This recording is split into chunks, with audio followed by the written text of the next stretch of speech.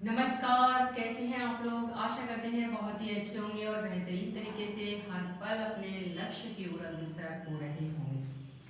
जी हाँ, शुरू करते हैं आज की क्लास। और ये इकोनॉमिक्स की क्लास है। इसमें हमारा जो टॉपिक है वो है मॉनेटरी पॉलिसी, अर्थात मौद्रिक नीति की बात करेंगे। मौद्रिक नीति की बात करने से पहले, जैसा कि शब्द है मौद्रिक नीति, इससे ही हमें पता चल रहा है कि मुद्रा से संबंधित जो नीति है उसे हम कहते हैं मौद्रिक नीति।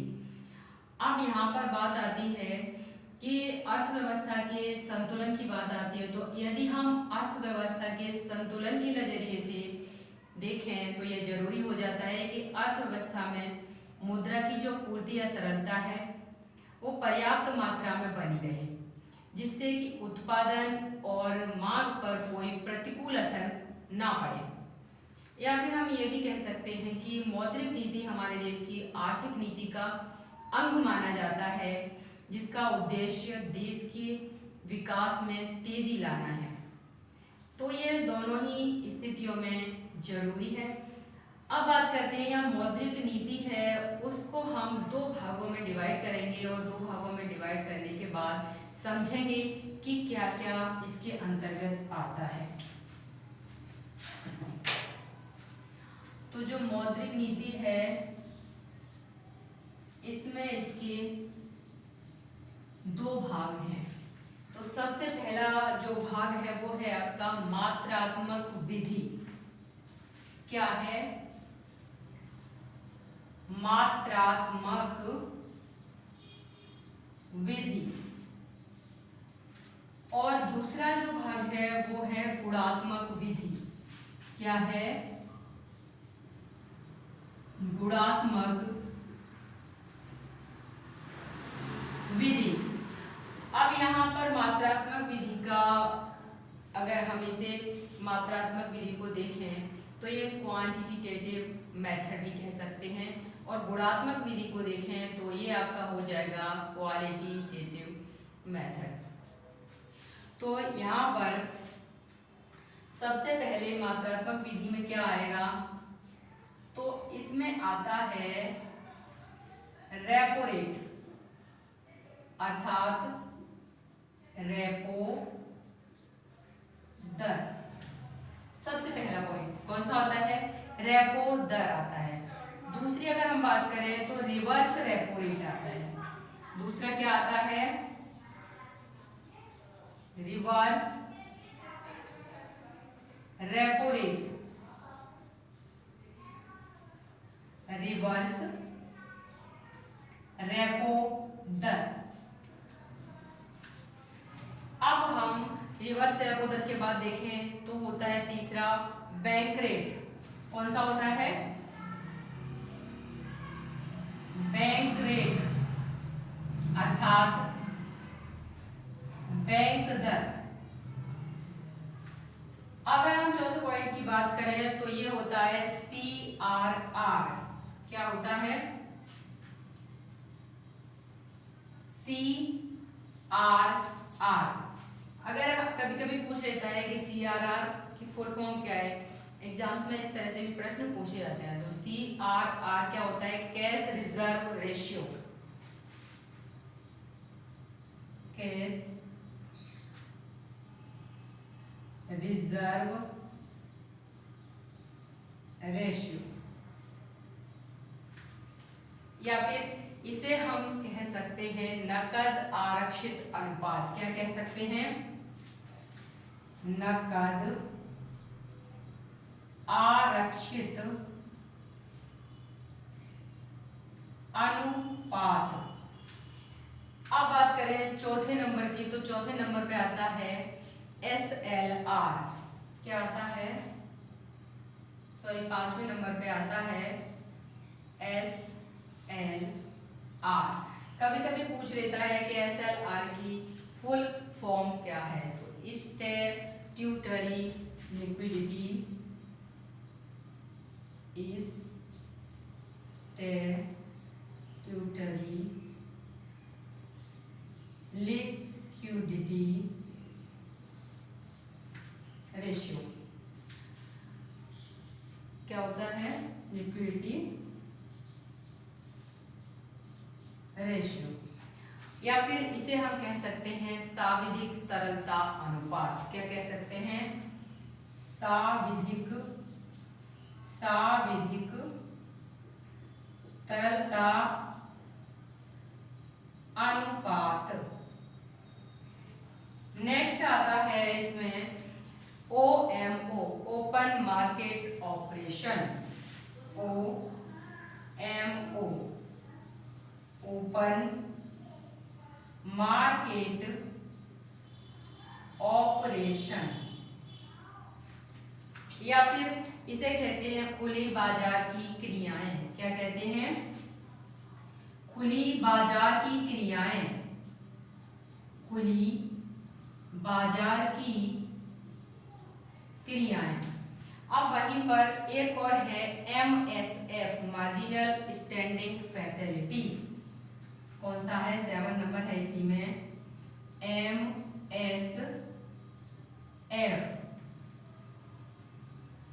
Marginal standing facilities. Standing facilities, यह है MSF, सीमांत स्थायी सुविधा। क्या है? सीमांत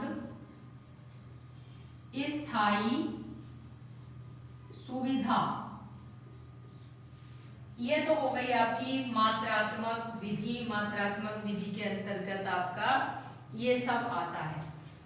अगर मैं बात करूं यहाँ पर, एक तो रेपो रेट और एक रिवर्स रेपो रेट, इसको आप नोट कर सकते हैं। अब यहाँ पर हम दो बातें और कर लेते हैं। एक तो है आपका ये रेपो रेट और एक है ये रिवर्स रेपो रेट। कभी कभी यहाँ ये भी पूछ लिया जाता है, इन दोनों को अगर एक साथ देखेंगे तो क्या कहेंगे? तो ये हो जाता है LAF। क्या हो जाता है? LAF, liquidity adjustment facility.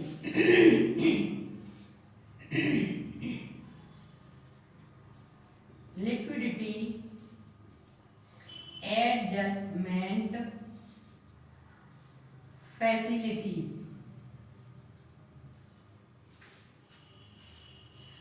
और यहीं पर अगर हम बात करें CRR और SLR की, तो इन दोनों को क्या कहा जाता है? ये है आपका CRR और SLR। तो इन दोनों को कहा जाता है VRR, variable reserve ratio. VRR, variable reserve ratio. अर्थात LAF है वो है तरलता समायोजन सुविधा। ये क्या है आपका? हिंदी में देखें, तरलता समायोजन सुविधा। और वहीं पर अगर हम VRR की बात कर रहे हैं तो यह है चर आरक्षित अनुपात। क्या है? चर आरक्षित अनुपात।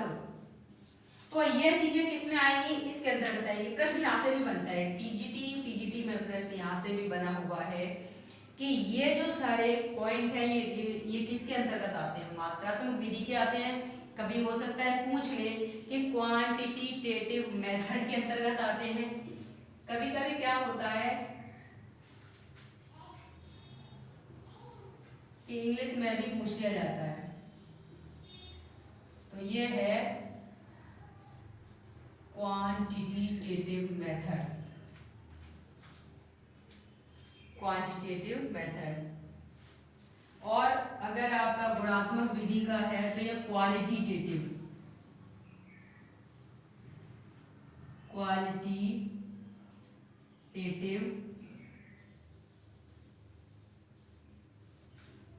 मेथड होता है। तो यहाँ पर अगर हम इसकी बात करते हैं तो ये हो जाता है आपका मात्रात्मक विधि। तो मात्रात्मक विधि में पूछ लिया जाता है कि ये मात्रात्मक विधि में है या गुणात्मक विधि में है, इनमें से कौन सा मात्रात्मक विधि में नहीं है। इस प्रकार से प्रश्न पूछा गया है। अब हम बात करें आगे, तो आगे है हमारा क्वालिटेटिव मेथड। तो तो क्वालिटेटिव मेथड के अंतर्गत कौन कौन से आएंगे उनको भी देखेंगे।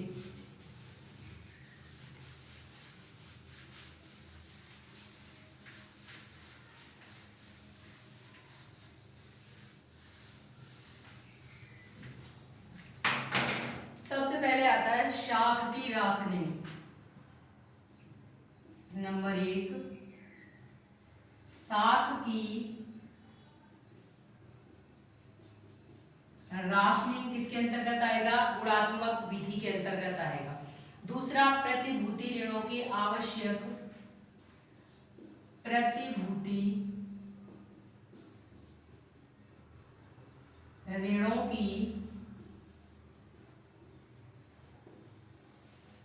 प्रतिभूति ऋणों की आवश्यक सीमा में परिवर्तन। आवश्यक सीमा में परिवर्तन। अब यहीं पर हम अगर इसके थर्ड पॉइंट की बात करें तो इसके अंतर्गत है उपभोक्ता शाख नियमन। क्या है? उपभोक्ता शाख नियमन। और नंबर 4 की बात करें तो नंबर 4 है नैतिक दबाव। नैतिक दबाव। और 5th नंबर की बात करें तो प्रत्यक्ष कार्यवाही। क्या है? प्रत्यक्ष कार्यवाही। कहने का तात्पर्य है गुणात्मक पक्ष के अंतर्गत भी शाख की राशनिंग, प्रतिभूति ऋणों की आवश्यक सीमा में परिवर्तन, उपभोक्ता शाख नियमन, नैतिक दबाव, प्रत्यक्ष कार्यवाही, ये सभी पॉइंट इसके अंतर्गत आते हैं। तो एक तो सीधा प्रश्न यहाँ से बन जाएगा। अब हम बात करेंगे यहाँ पर जो हमारा फर्स्ट था मात्रात्मक विधि, उसके अंतर्गत था रेपो रेट। तो बात करेंगे अब रेपो रेट की। सबसे पहले देखेंगे मात्रात्मक विधि के अंतर्गत जो पॉइंट रहे हैं उनको देखते हैं। तो सबसे पहला था रेपो रेट। क्या है? रेपो रेट या फिर इसको कहें रेपो दर। दूसरा जस्ट इसी के था रिवर्स रेपो रेट या रिवर्स रेपो दर, यही था। अब यहां पर देखिए, यहां पर बात होती है आरबीआई की और अन्य वाणिज्यिक बैंकों की। सबसे बड़ा कौन है? आरबीआई। और आरबीआई के साथ में ही क्या है? आरबीआई ही और सभी वाणिज्यिक बैंकों को क्या देता है? ऋण देता है। जब आरबीआई वाणिज्यिक बैंकों को अल्पकालिक ऋण देगा तो क्या हो जाएगा? इसे हम कहेंगे रेपो दर या फिर रेपो रेट। जो आरबीआई है, रिजर्व बैंक ऑफ इंडिया है, वो अन्य वाणिज्यिक बैंकों को अल्पकालिक ऋण देता है तो उसे कहते हैं रेपो रेट। अगर वहीं पर बाजी पलट जाए कि जो वाणिज्यिक बैंक हैं वो वापस आरबीआई को अगर ऋण देने लग जाएं अल्पकालिक को भी, तो हम उसे कह देते हैं रिवर्स रेपो रेट। तो यहाँ पर दोनों परिस्थितियों को देखेंगे। अगर हम रेपो रेट की अल्पकालिक बात कर रहे हैं तो अल्पकालिक यानी कि 40 दिन के अंदर की बात कर रहे हैं। कितने की? 40 दिन के अंदर अल्पकालिक। यानी कि जिस दर पर आरबीआई रेपो रेट में जिस दर पर आरबीआई वाणिज्यिक बैंकों को अल्पकालिक ऋण देता है, वाणिज्यिक बैंकों को अल्पकालिक ऋण देता है, उस दर को रेपो दर कहते हैं। दर को रेपो दर कहते हैं। क्या कहते हैं? रेपो दर कहते हैं। अब यहां पर दूसरी बात आ जाती है कि अगर बैंक दर की बात कर लें तो क्या होगा? बैंक रेट में क्या होगा? तो बैंक रेट में आपका ये होगा कि जिस दर पर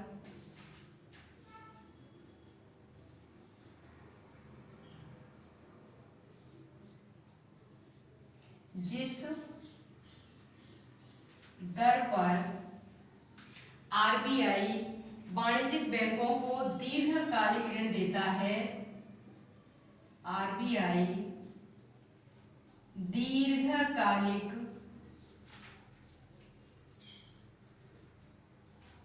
ऋण देता है, उस दर को क्या कहते हैं? बैंक दर कहते हैं। उस दर को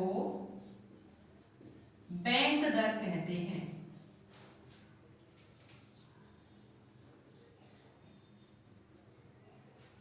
अर्थात यहां पर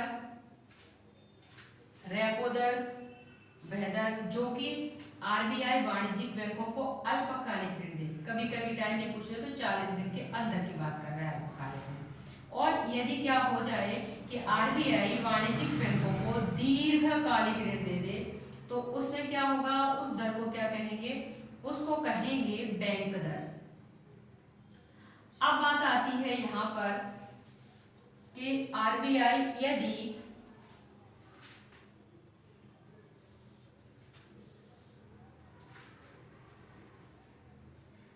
वाणिज्यिक बैंक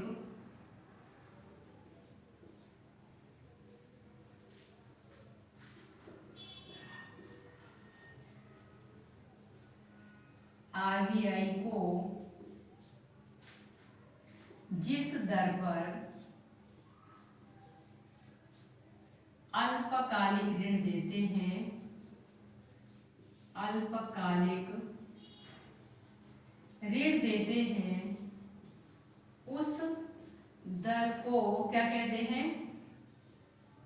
रिवर्स रेपो रेट कहते हैं।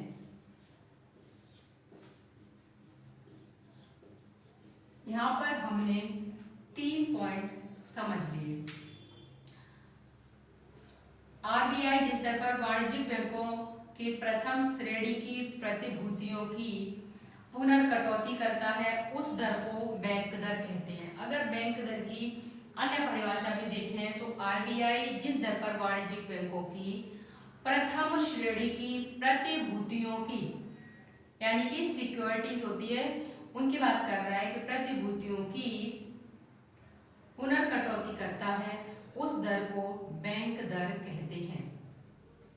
अब बात आती है कि अगर मुद्रास्फीति की समस्या है, मुद्रास्फीति को नियंत्रित करने में रेपो दर तथा बैंक दर की क्या भूमिका होती है। यहाँ पर हमने 3 बातें देखी। एक तो हमने देखा कि बैंक दर क्या है, तो अगर दीर्घकालिक ऋण दे रहा है आरबीआई तो बैंक दर हो गई। अगर अल्पकालिक ऋण दे रहा है आरबीआई तो वो आपका रेपो रेट हो गया। और अगर आरबीआई को वाणिज्यिक बैंक अल्पकालिक ऋण दे रहे हैं तो वो क्या हो गया? रिवर्स रेपो रेट हो गया। अब बात आती है कि मुद्रास्फीति को नियंत्रित करने, मुद्रास्फीति को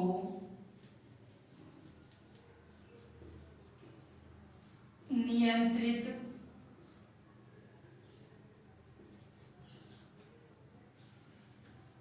मुद्रास्फीति को नियंत्रित करने में रेपो दर तथा बैंक दर की भूमिका।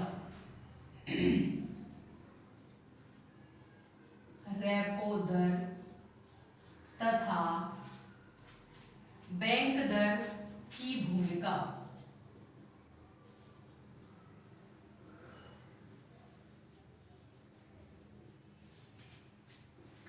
देखिए, सबसे पहले क्या मुद्रास्फीति को नियंत्रित करने के लिए आरबीआई क्या करेगा?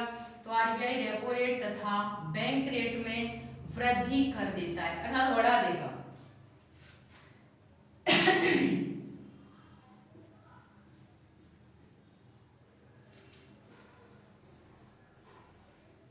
रेपो रेट और बैंक रेट में वृद्धि कर देगा। क्या कर देगा? वृद्धि कर देगा। अब देखिए, रेपो रेट और बैंक रेट में क्या कर दिया? वृद्धि कर दिया। तो जब वृद्धि कर देता है तो क्या होगा? बैंक कम मात्रा में आरबीआई से ऋण ले पाएंगे, क्योंकि बैंकों को जब उसने वृद्धि कर दिया तो क्या हो जाएगा? बैंकों के लिए आरबीआई से ऋण लेना, यानी कि आरबीआई से उधार लेना पैसा महंगा हो जाता है।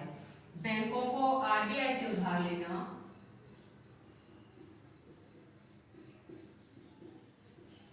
आरबीआई से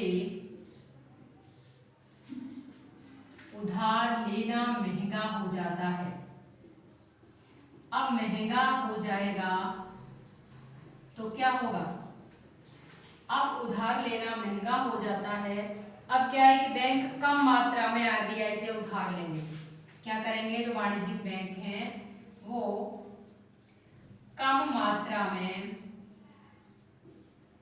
आरबीआई से उधार लेंगे। अब आरबीआई से कम मात्रा में उधार लेंगे, जब उनके पास पैसा होगा ही नहीं तो उन्हें पैसा देने की क्षमता कहां से आएगी? अर्थात वो वस्तु और सेवा के लिए जो व्यक्ति वाणिज्यिक बैंकों से ऋण लेना चाहता है, तो जब वाणिज्यिक बैंकों की क्षमता ही नहीं है ऋण देने की, तो कैसे दे सकते हैं? नहीं दे सकते। तो यहाँ पर वही स्थिति हो जाएगी कि उधार देने की क्षमता में कमी हो जाएगी। वाणिज्यिक बैंकों की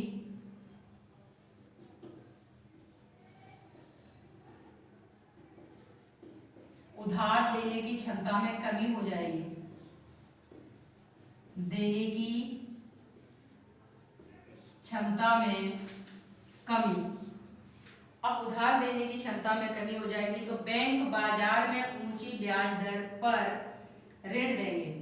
क्या करेंगे? बैंक बाजार में अब ऊंची ब्याज दर पर ऋण देंगे। बैंक बाजार में ऊंची ब्याज दर पर ऋण देंगे। अब जब ऊंची ब्याज दर पर ऋण देंगे तो क्या होगा? बाजार में मुद्रा की पूर्ति और तरलता में कमी आ जाएगी। अब ज्यादा व्यक्ति ऋण नहीं लेंगे तो क्या हो जाएगा कि बाजार में मुद्रा की तरलता में कमी आ जाएगी। मुद्रा की तरलता में कमी आ जाएगी। अब मुद्रा की तरलता में कमी आ जाएगी तो क्या होगा? लोगों की क्रय शक्ति में कमी आ जाएगी। लोगों की क्रय शक्ति में कमी आ जाएगी। अब जब लोगों की क्रय शक्ति में कमी आ जाएगी तो क्या हो जाएगा? मांग में कमी हो जाएगी। वस्तु और सेवा की मांग में कमी हो जाएगी। अब जब वस्तु और सेवा की मांग में कमी हो जाएगी तो फिर क्या हो जाएगा? कीमत में कमी हो जाएगी। क्या हो जाएगा? कीमत में कमी हो जाएगी। वस्तु या सेवा की कीमत में कमी हो जाएगी। अब कीमत में कमी होने से क्या हो जाएगा? मुद्रास्फीति का नियंत्रण हो जाएगा। मुद्रास्फीति का नियंत्रण हो जाएगा। अर्थात यहाँ पर किस प्रकार से जो आरबीआई है वो रेपो दर और बैंक दर में क्या करेगा? किस प्रकार से वृद्धि करता है कि मुद्रास्फीति के नियंत्रण में सहायक होती है। अगर यहाँ पर इन्फ्लेशन की स्थिति थी तो हमने उसे क्या कर दिया? इन्फ्लेशन को वापस डिसइन्फ्लेशन पर पहुंचा दिया। किसके द्वारा? आरबीआई के द्वारा। अगर यहीं पर हम बात करें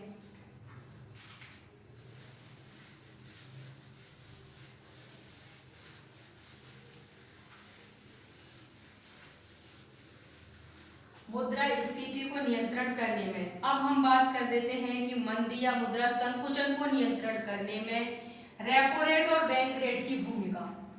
मुद्रा संकुचन, यहाँ से बहुत सारे प्रश्न बनते हैं बीच बीच में से कि मुद्रा संकुचन की स्थिति हो गई, अब बताइए कि रेपो रेट से क्या हो सकता है, बैंक रेट से क्या हो सकता है, रिवर्स रेपो रेट से क्या हो सकता है। इन सारी स्थितियों को इसके अंतर्गत ही प्रश्न में डाल के पूछा जाता है। तो यहाँ पर क्या हो रहा है कि मुद्रा संकुचन को नियंत्रित करने में अगर हम देखें तो क्या भूमिका रहेगी। तो मुद्रा संकुचन को नियंत्रित करने के लिए जो आरबीआई है, रिजर्व बैंक ऑफ इंडिया है, वो रेपो रेट तथा बैंक रेट में क्या कर देगा, कमी कर देगा।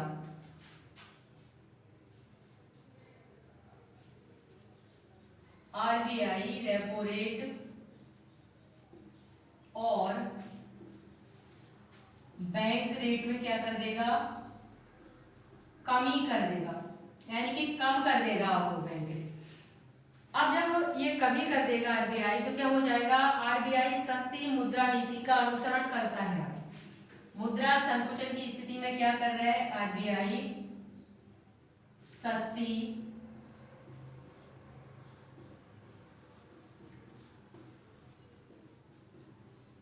नीति का अनुसरण करता है। कहने का तात्पर्य है कि सस्ती मुद्रा नीति का अनुसरण करता है और फिर उससे क्या होता है कि आरबीआई से पर्याप्त मात्रा में जो लोग हैं वो क्या लेंगे, ऋण लेंगे, वाणिज्यिक बैंक लेंगे और वाणिज्यिक बैंकों से क्या लेंगे, जो वस्तु और सेवा खरीदने के इच्छुक हैं, जो कुछ कार्य करने के इच्छुक हैं, तो वो क्या करेंगे, ऋण लेना चाहते हैं तो वाणिज्यिक बैंकों से ज्यादा मात्रा में ऋण लेंगे, क्योंकि अब ऋण क्या हो रहा है, सस्ता हो रहा है यहाँ पर। तो वही स्थिति है कि बैंक आरबीआई से पर्याप्त मात्रा में ऋण लेंगे, बैंक आरबीआई से पर्याप्त मात्रा में ऋण लेंगे। अब जब पर्याप्त मात्रा में ऋण ले लिया है किसने, वाणिज्यिक बैंकों ने, तो फिर क्या होगा कि बैंकों की उधार देने की क्षमता में क्या हो जाएगा, वृद्धि हो जाएगी। बैंकों की उधार देने की क्षमता में वृद्धि हो जाएगी। अब देखिए जब उनके पास पैसा है तब तो उधार दे सकते हैं, अब उधार देने की क्षमता में वृद्धि हो जाएगी। अब उधार देने की क्षमता में वृद्धि हो गई तो बैंक बाजार में नीची ब्याज दर पर ऋण देंगे। बैंक बाजार में नीची ब्याज दर पर